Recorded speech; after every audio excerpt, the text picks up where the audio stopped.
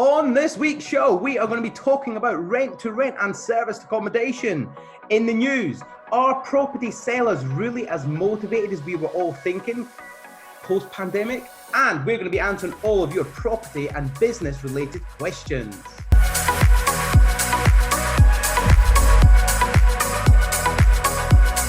Welcome to the Property Investors Podcast. Thanks so much for tuning in. Make sure you subscribe so you never miss an upload. You can catch us on Apple Podcasts, Spotify, and YouTube. Enjoy this week's show and don't forget to share it with all your friends. Hey, my name's Alasdair Cunningham, and you will notice I have not got my normal podcast partner with me.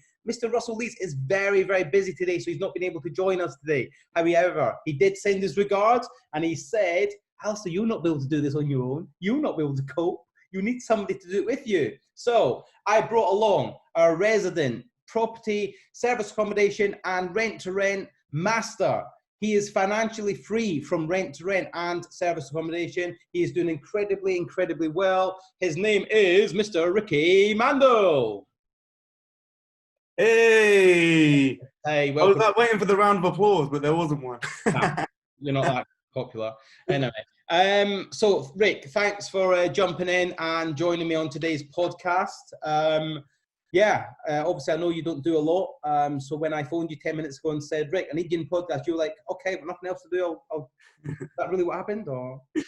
Oh man, I love you, man. Thanks for having me on. I'm kidding. No, thanks Ricky for joining us. It's great. And it's good. It gives us an opportunity to talk about rent to rent and service accommodation and talk about how you've been coping with your properties during the pandemic. Are things turning? Are things still a struggle? Like I know many people with rent to rent have been struggling.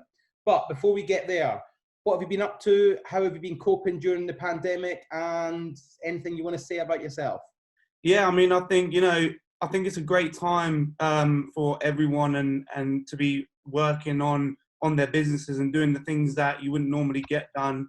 I've been making sure with the whole being restricted and stuff, and making sure I'm getting out exercising every day, going for walks, getting stuff done on my priority list, and having a list of things to get through. And recently, agencies have been opening back, so I've been ringing them, booking in viewings, doing virtual viewings as well, and just keeping on top of things. Really, it's easy to let things slip while we're not allowed to leave. We've been, me and Russ have been talking about this for the last sort of 8 weeks now. Like, it's very easy whilst in lockdown to sit on your ass and watch Netflix and not do a lot and just become lazy. And it's very, very easy to become lazy. You might have noticed. And it's actually harder to keep a routine. And I think those that have kept a good routine will definitely see the benefits of it coming out the other end.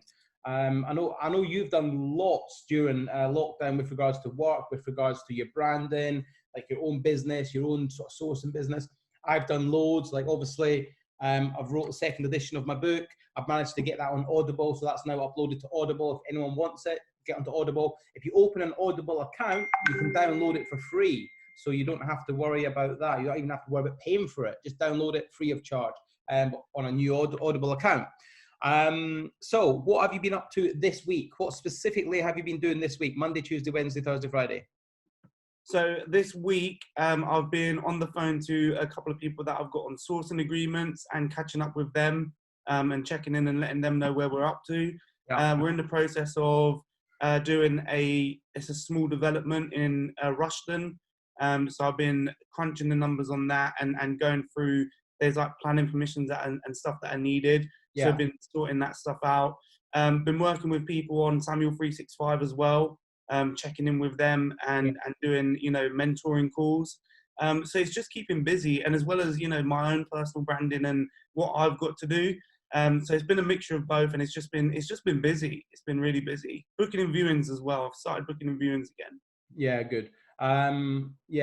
This week I've been not really doing that much. I've been working at home, but I've not really been out and about that much. Just because I've been so busy on Zoom calls, and I've had lots of meetings this week. Kind of pretty boring. Like normally we have something at least fun to say, but this week, like, no, it's been pretty boring. Like, yeah. My Well, YouTube, do you know what? It's weird because I've been working on my YouTube channel, filming YouTubes. I've been busy just working this week, like really boring. But today after this call, I'm going out and I'm going to go and I don't know. I might go and see somebody. I might go and see. I've got I met a person at a networking event in. Where was that? Do you remember? You were there. Can't remember where it was. Heathrow. Where's that place near Heathrow? I know which one you're on about. I remember it now. Yeah, remember we met them networkers. It was only a small event. Yeah, and we met a couple of investors there. Yeah. And I've been chatting to one of them on the phone, and he wants to meet up at some point to discuss a joint venture. So I don't know. They're in Enfield, so I might just drive up and coffee, socially distanced, obviously, like maybe wrong ends of the car or something. I don't know. We'll see what we can do. But, I think it's important to meet with investors. I think massively important. I think it's important to actually. Do you know what? One thing that I've learned with lockdown is like missing that human contact and missing the human aspect of life and being around people. And I was speaking to one of our members of staff yesterday, and he was telling me about how it's really made him feel very low the last few weeks because he's really missing that connection and having been able to talk to people, being able to like not just talk, but being able to actually be around people. I really missed that. Anyway, move on. Right. Okay. Hope you guys are staying safe. Hope you guys are being well. Serviced accommodation, rent to rent. Now you've got several. You that was the first sort of deals you got into before you moved into buying, and now I know you're buying. You and your family are buying a development plot in Rushden. But like service accommodation, that's where you started making money. That's where you started doing it. And tell me about it. Firstly, for those that don't know what rent to rent or service accommodation are, why don't you just explain very briefly what is a rent to rent, and then we'll explain what a service accommodation is. So rent to rent, what is that? So rent to rent is simply where you rent a property off a landlord and then you rent that out yourself to tenants on a monthly basis or a nightly basis or a long-term basis. But you guarantee the landlord rent, then you rent that yourself and make profit. Okay. Obviously, you need to have the correct legal contracts in place. You should not be doing this on an assured short-hold tenancy because it doesn't allow for it. You're essentially becoming a property manager. So what you're doing is you're agreeing with the owner of the property that you will manage that property on their behalf, and then you will pay them a monthly fixed amount, and then you can do essentially what you agree to with that property. So whether that be a rent-to-rent HMO or a rent-to-rent serviced accommodation. Now, rent-to-rent is the method of gaining the property for control. The strategy you would then use to generate income would either be HMO, which is a very popular, everyone seems to know about HMO, it's a really good strategy, or if you want to make slightly higher cash flow, as long as the property is in the right area, you can do it via serviced accommodation. So HMOs we get, that's a property where you rent out room by room and you get paid. Each tenant pays you a fixed amount every single month. All of them are on assured short-hold tenancies or licenses, and they will pay you a fixed amount every month to live in that property. And then you have service accommodation, which is where you don't actually have any long-term tenants, and the only type of tenants you would have are more guests. So it's like a holiday let, like a hotel. If you do it right, it's a hotel without staff. You systemize it because you've done that with yours, haven't you? Yeah, mine are all fully systemized. So just explain, I explained what HMOs are. Explain a little bit more detail about what service accommodation is and who benefits from service accommodation, who would use serviced accommodation, and really why it edges slightly in front of HMOs when it comes to income. Yeah, sure. Service accommodation, the main users of service accommodation, the people that stay in them the most are business professionals. So the benefits are you can make a huge amount of money if you get it right in the right area with high occupancy rates, because you're charging people on a nightly basis. So for example, you could charge per night £100 in a certain area and you're only paying the landlord, maybe £800 or £1,000. So when you compound that £100 a night for 28 days of the month, which is a very high occupancy rate, the profit margin between your expenses and your income and your turnover, is going to be big. That's the benefits of it. And obviously with rent to rent, you're guaranteeing the landlord rent, you're taking care of maintenance. And if you systemize it with a channel manager to manage your bookings, cleaners, a check-in and check-out service, they're the main three ways to systemize it. Yeah. It can be really passive. You'll be quite hands off. Yeah. It's one thing to remember. The benefits of rent-to-rent service accommodation and rent-to-rent HMOs there are a lot of benefits. There's a lot of benefits to the vendor of why they would allow a rent-to-rent, but there is pitfalls. There is risks, and there's all sorts of things that can go wrong, and we do hear about these horror stories. So let's not just focus on the good stuff. Let's also cover a little bit about what can go wrong. So, for instance, let's say that you've mentioned the word guaranteeing the rent.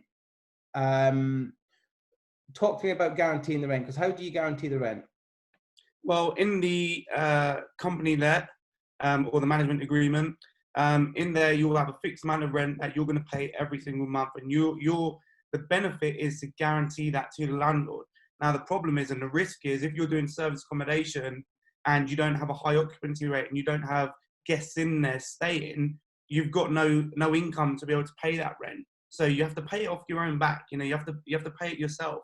And a lot of people, I've spoke to a few people that haven't got the education, they haven't got the training, and they've said, I've got this service accommodation, there's no guests in there. Do I actually still have to pay the landlord because I've not made any money? And it's like, well, yeah, that's what you've took on. That's the responsibility you've got.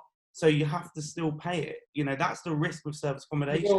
The biggest thing I see go wrong with people is they take on like rent-to-rent HMOs, rent-to-rent service accommodation, and they don't actually run it and treat it as a business.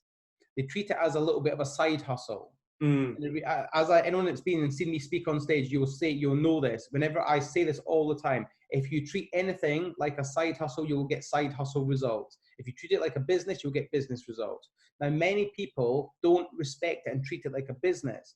Now, we teach at Rent to Rent Revolution that you should always have 3 months worth of expenses as a buffer, because we know that things go wrong. We know that tenants sometimes don't pay. We know that sometimes service accommodations are quiet during the months. So you have to have a buffer in place. Now, rent to rent is a low money down. It's not no money down, it's a low money down, okay? You're still gonna have to put money in for potential deposits, like admin fee, well, not admin fees anymore because they banned all that, but there's certainly deposits, moving in costs, furniture costs, any sort of decoration costs, any of that sort of stuff. And if you, with the contract, getting the contract drafted.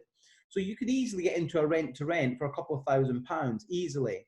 But if that's all you've got to your name, then perhaps you're worth waiting for another 3 or 4 months until you've got some more money available. So for instance, let's just say, give me an example of one of your properties. One of your properties, what's the monthly rent that you pay the landlord? £995. So you pay the landlord £995 for one property. Now, I personally would not take that property on unless I've got at least £3,000 somewhere in reserve, so that I can guarantee that for 3 months, that I can guarantee to pay that landlord his rent. Now, I also, in all the contracts that we advise people to do, we also suggest putting in a 3-month break clause in there, so that if it's not working for you, you have to give 3 months notice and then you can leave. So you've got to understand the rewards, which are great, but also the risk side of things. Because it's not just a case of going in blind, oh wow, service accommodation makes loads of money. Well, of course we're going to make money. Rent to rent HMOs make money, of course, but sometimes they don't. Prime example, we're in the midst, or we're now towards the end of the global pandemic, which has created lockdown. Service accommodation has probably been the worst hit industry in the property markets, because nobody's traveling, nobody's booking in. Like, I know so many people that have had to hand the keys back. I know so many people that have had properties that have been sat empty for 3 months. Like, how have your properties been? Yeah, when the virus first hit, booking, it was doing well, and then booking slowly started to drop off. And then there was about a 2.5 week period where there was no one in there, and the problem was, I was speaking to people that were getting long-term tenants in there and stuff like that. The problem is, and you have to I had to find a balance of, if we got long-term tenants in there during the peak of what was happening, they would have to clean the apartment themselves because cleaners weren't going to go in and clean it. And part of the arrangement of how service accommodation works is you have cleaners that will go in and clean it. Yeah. You know, so that's how it works. So they would have to go in and clean it themselves. So we have these 2 weeks, 2.5 weeks with no one in there. And then I have a property manager in place, and I gave them a call, and it's about relationships. And I said to my property manager, look, you know, we've been with you for 2 years now. This how long we've had this part? We've been with you for 2 years. There's been no one in there for 2 weeks, which is fine. It's understandable. What can we do to get someone in there for long term? Who can we speak to? What companies can we work with? Who needs to be in there that we can give them a discounted rate? So we worked on it, and now there was 2.5 weeks, and now we've got a long-term guest in there. It's for a discounted rate, and we're not making a lot of money from it. It doesn't, even if you're just covering your expenses and just washing the back, it does not matter. Yeah. Problem is, people are being greedy. They want to still make the £1,000 a month profit. Listen, as a business, you have to be fluid. You have to be flexible. So when times are tough, you have to be able to cut your cloth accordingly. Yeah. My parents have always said, cut your cloth accordingly. What that means is, like, just cut it right, in the sense of, if you've got to take a loss on that property, but it means you keep it because you know it's going to be better in the long run, then you're good.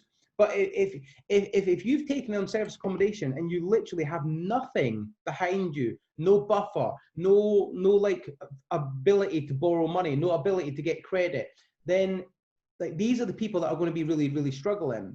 And I teach, every time I teach rent to rent, I always teach, have a buffer, have money in the bank, have money set aside, 3-4 months worth of expenses, so that when things go wrong, if something happens, you can honor your end of the bargain. Because remember, you went to a landlord and offered him all this amazing things to get him to sign the contract. You offered him guaranteed rent, you offered him to take care of the maintenance, you offered to decorate the property, whatever. But remember, whatever you offered at the very, very start, irrespective of what happens to your business, you have to honor that contract, because it's about integrity. So if I honored, like for instance, I've got several lease options and they're all HMOs. And I remember I've got one landlord I've got 2 properties from. Really nice guy, and he messaged me right at the very, very start of the pandemic, at the end of the March, when the April's rents were due, lease payments were due.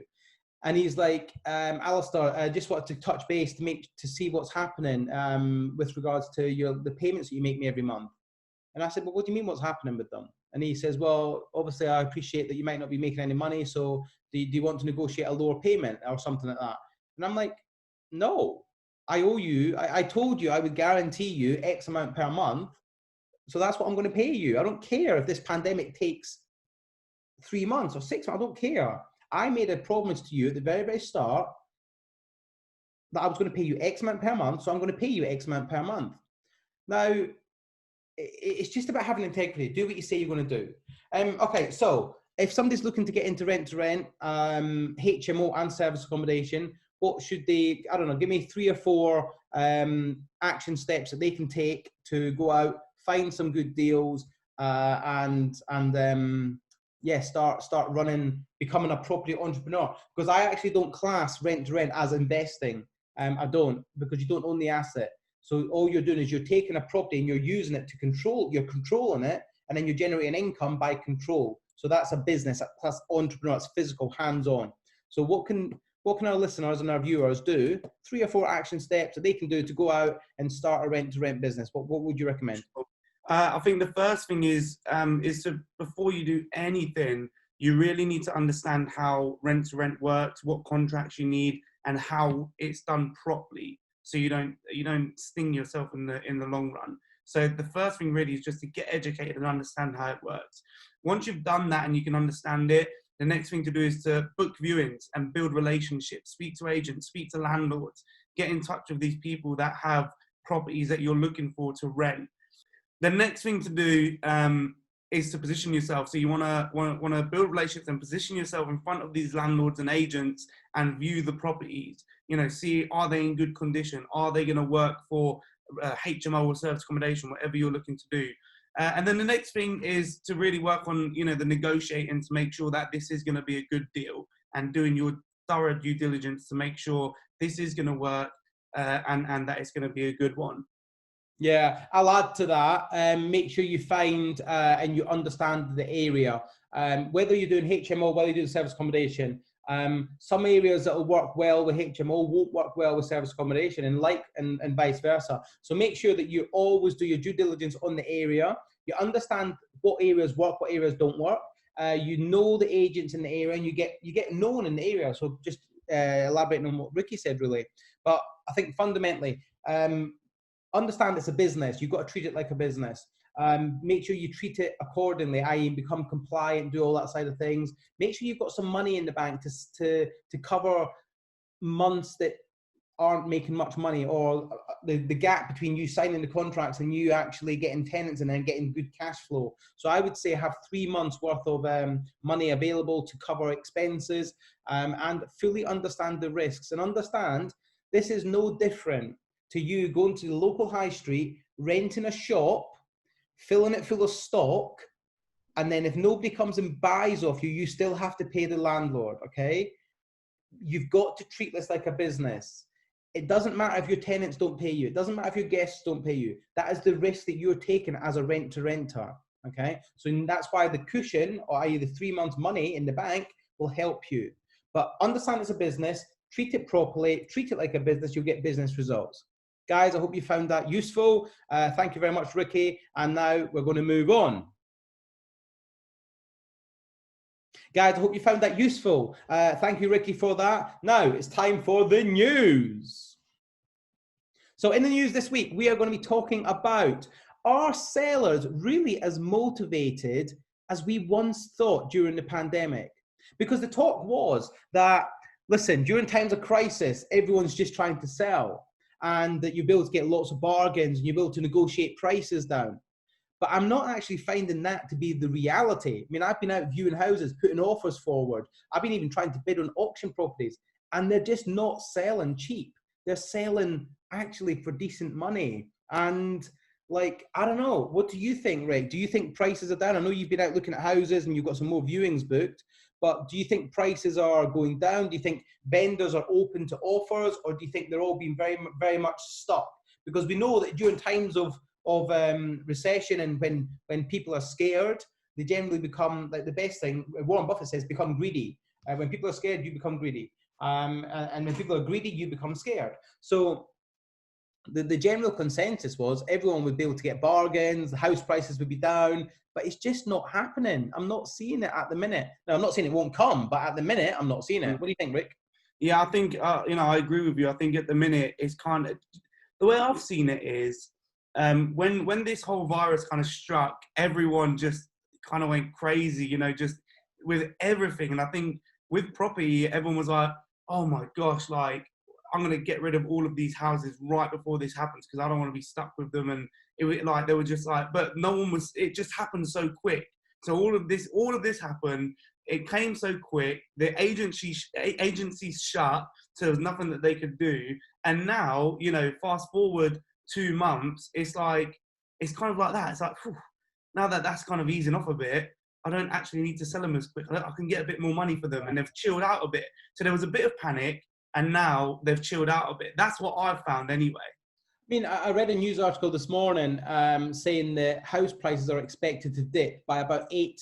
It was very specific. 8. I saw an article this morning, and I read it this morning, and it was very precise. They're predicting that the property markets will dip by 8.14%, to be exact. Now, that's fine. That's not tremendous, because we were expecting, me and Russell have discussed this on previous shows, we were expecting between 7 and 12%.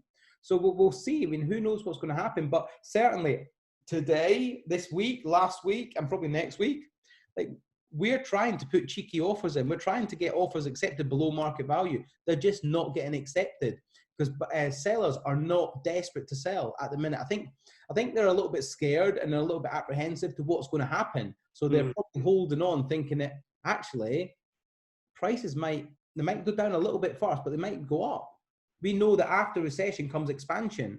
So we know that after times of hardship, prices generally dip, but then they go back up, and they're normally at a higher level than they were before the crisis. So I don't know what's going to happen. I really don't know. You know, one of the things is what's happened over the last couple of months is the unknown to us. You know, we've never been through that kind of thing before. So when you look at it from a landlord's point of view, you know, what I think a lot of people were thinking was, we're going into the unknown, and I don't want to sell like right now because it's the unknown, and I don't know how it's going to deal with it. I don't know what's going to happen. I don't know how it will work. So it's like they've held off. And now that we're through that, you know, as I said before, it's just like they've chilled out a bit now because they know we're getting back into the known. So it's like they know how things work. And I think things will pan out. I think over the next few months we'll see what will happen. And right now we just have to go with it. All I know is I've been speaking to some agents, and they're stupidly busy. There's record numbers of houses getting offers getting accepted, but not massively discounted. And there's a lot of sales now in the process of going through. So that's all I know. So yeah, listen, who knows what's going to happen, guys? Who knows? Who knows? We just have to wait and see. Okay, so we're going to now move on to your questions.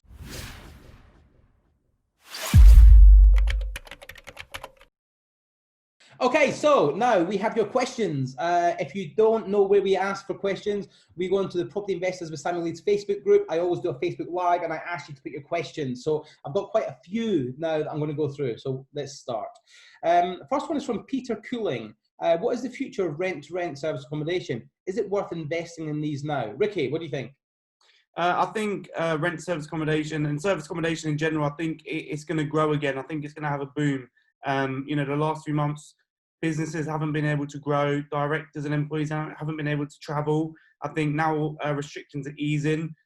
Businesses are going to want to get their employees and directors back out there and building their businesses. So I think it's going to grow.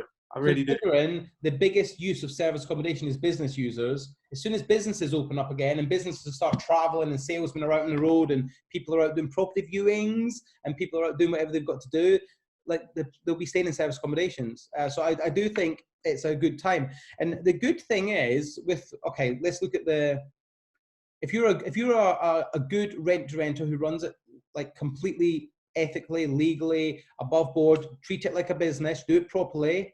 Like the pandemic will have got rid of a lot of the amateurs. It would have got rid of a lot of the amateurs that are not running it legally, that are not running them with any buffer in place, that are not like doing it properly. So the good people will still be able to trade. So therefore, you'll probably make more money. I think so. Hopefully, it will sort of sort itself out. Okay, next, Ricci, Pal Freeman. He's one of our academy members. Okay. Hi, Alasdair. With some agents still unable to do viewings, are video tours, virtual tour viewings sufficient evidence for a packaged buy-to-let deal? Listen, if you're going to sell a deal onto an investor and you've not physically viewed it, and you've only done a video or a virtual tour, as long as you're completely 100% transparent with them and you tell them this, then there's no issue. But obviously you'll have to adapt your terms and conditions so that it says that, and you will have to extend like your refund period, for instance, to allow them to view it. So it might be that in the terms and conditions you say, look, we've been unable to view this property during the current lockdown situation. However, your terms and conditions have been extended to 30 days to allow you time to go and view it. And if you're not happy, within 30 days, you can get a refund. But bearing in mind, we're coming out of lockdown now. I've not struggled getting viewings. I know you're not, Ricky, and I know certainly the people that work in my team, in my business, they're not struggling getting viewings. So there's no real reason why you can't get viewings now, I don't think. So try your best to get a viewing. But if you have to use virtual or online viewings, just be very transparent and don't try and deceive or anything like that. Okay, Johnny Peters. Any of you two invested in Bitcoin, Ethereum, or other coins? Not really. I have in the past, but I don't know enough about it, so it's not really something I do. Ricky, do you? Yes or no? No, not something we really get involved in. Good luck with that, Johnny. Kai Burks. Do I need to have a limited company set up in order to do rent to rent? Yeah. You have to have a limited company. Yeah, Straightforward answer. Yep, you need a limited company, and there are insurances you need as well. There is compliance around rent to rent. Yeah, there is, because you're acting as a management agency. So briefly, limited company, proper bank accounts, money protection account, CMP account, what else? CMP, property redress scheme, and insurances. Now that's not a definitive list. That's just off the top of my head from memory. Okay, so you will need some various levels of compliance. Okay, Adam Roth, Alasdair, what is the quickest way to get a lease option deal? The quickest way is to get out there and start looking. That's the quickest way. It's not to be looking on Rightmove. The quickest way is to get out there, to meet agents, to meet vendors, and actually talk to them and try and find a solution that helps both you and the vendor. It is not just about you, but understand lease options are fraught with risk. There is lots of risks, okay?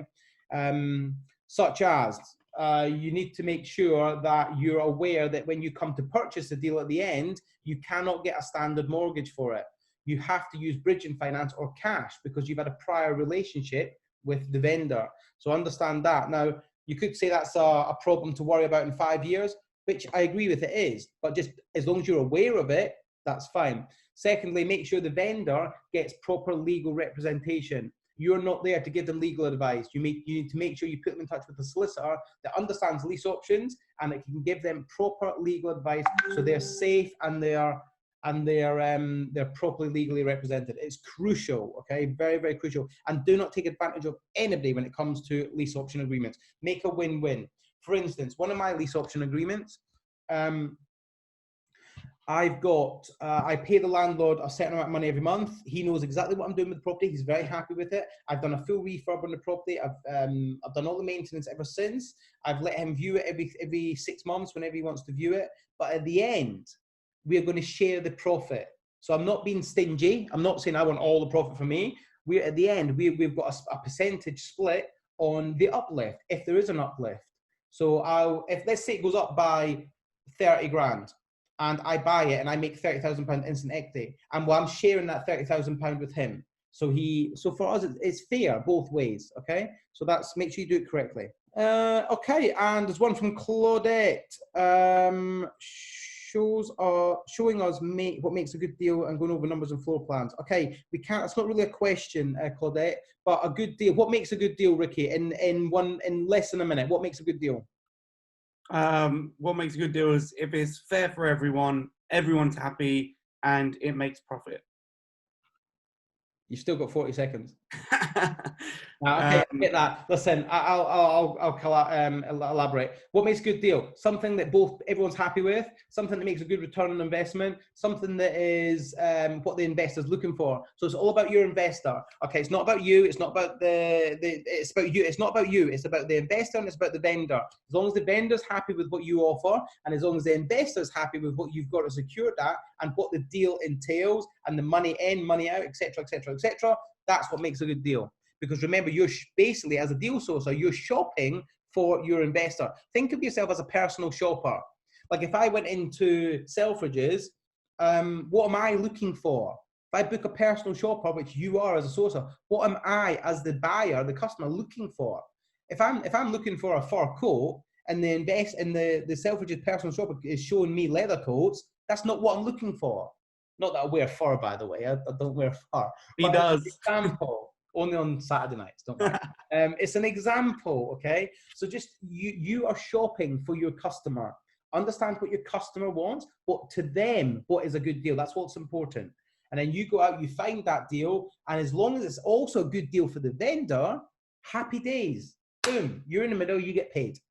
Guys, I hope you found that useful. Remember, if you want to comment, if you want to leave any questions, make sure you leave them on the YouTube channel, All Property Investors with Samuel Lee's Facebook group, and we'll do our very best to answer them.